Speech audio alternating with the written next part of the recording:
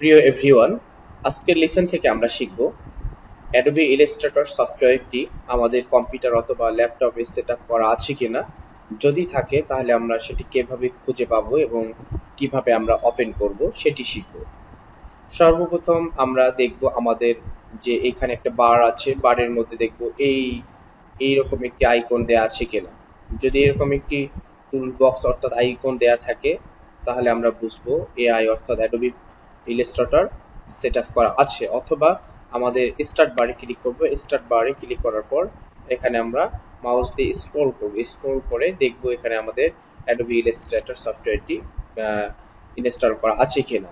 যদি এখানেও খুঁজে পাওয়া না যায় তাহলে এখানে সার্চ বারে গিয়ে দেখব অ্যাডোবি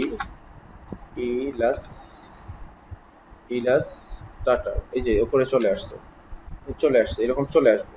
এখান থেকে জাস্ট আমরা কি করব, ক্লিক করব, ক্লিক করলে ওপেন হয়ে যাবে সফটওয়্যারটি। দেখেন 2-4-5 সেকেন্ডের মধ্যে সফটওয়্যারটি ওপেন হয়ে যাবে। ওপেন হওয়ার পর আমরা ইন্টারফেসটি এরকম ভাবেই দেখতে পারবো। এরকম করে দেখার পর আমরা সর্বপ্রথম যেহেতু একটি পেজ ক্রিয়েট করতে হবে, নয়তো তো কোনো কাজ করা যাবে না। তার আগে আমরা দেখতে পাচ্ছি বাম পাশে অর্থাৎ টুল বক্স আছে একটি, ডান দিকে কিছু অপশন বার আছে, উপরে মেনু বার আছে। হ্যাঁ, তো আমাদের সবই প্রয়োজন হবে কাজ করার জন্য। সর্বপ্রথম আমাদেরকে ফাইল থেকে নিউয়ে যেতে হবে। নিউয়ে আসার পর দেখবেন এরকম একটি ইন্টারফেস দেখতে পারবো। Recent, save, mobile, web, printer, film, video. এখানে বিভিন্ন অপশন দেওয়া আছে, আপনার যেটা প্রয়োজন হবে সেই মোড নিয়ে আপনি কাজ করতে পারবেন। এখানে কাস্টম সাইজ নিয়ে কাজ করতে পারবেন, আপনার যতটুকু প্রয়োজন ততটুকু এরিয়া নিয়ে কাজ করতে পারবেন। সর্বপ্রথম আমি আজকে A4 পেজ একটি ক্রিয়েট করে আমরা ওপেন করতেছি। জাস্ট আমাদের A4 পেজ দিয়ে ক্রিয়েট করেছি, A4 পেজ রোটেট অনুযায়ী এসেছে। যাই হোক, আমরা সর্বপ্রথম বাম পাশে যে টুল বক্সগুলো আছে, টুল বক্সগুলোর সঙ্গে একটু পরিচয় হওয়া খুবই জরুরি।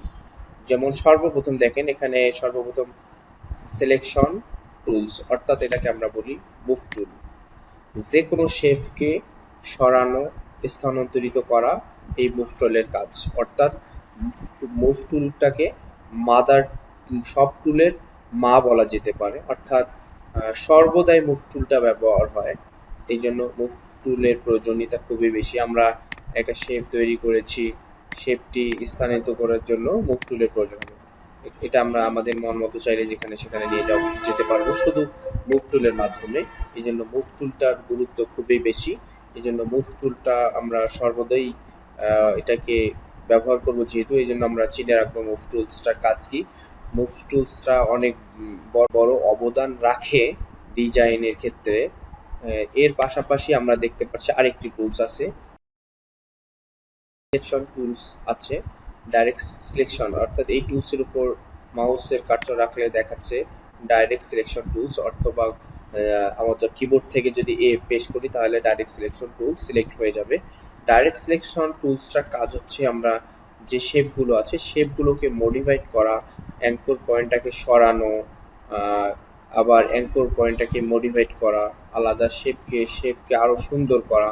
ডাইরেক্ট সিলেকশন টুলসের কাজ হচ্ছে এটি। যেভাবে আমি দেখাবো, একটি শেপ এখানে তৈরি করা আছে।